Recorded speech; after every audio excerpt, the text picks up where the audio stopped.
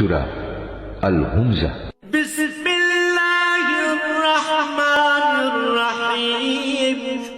রহমান রহিম আল্লাহ তাআলার নামে।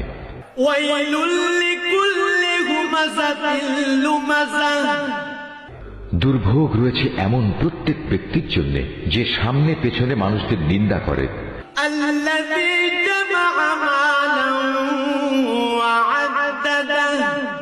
যে কাঁড়ি কাঁড়ি অর্থ জমা করে এবং যথাযথভাবে তা গুণে রাখে।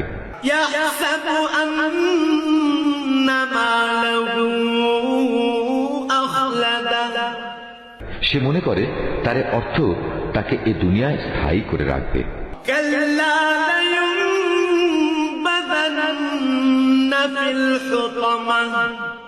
বরং নির্ঘাত অল্প দিনের মধ্যেই সে চূর্ণ বিচূর্ণকারী আগুনে নিক্ষিপ্ত হবে।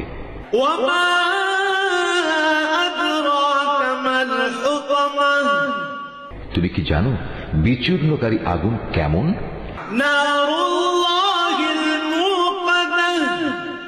এ হচ্ছে সম্পদ লোভীদের জন্য আল্লাহ তাআলার প্রজ্বলিত এক আগুন,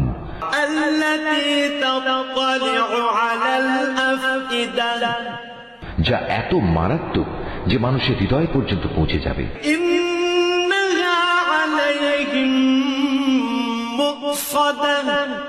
গর্ত বন্ধ করে তাদের উপর ঢাকনা দিয়ে রাখা হবে,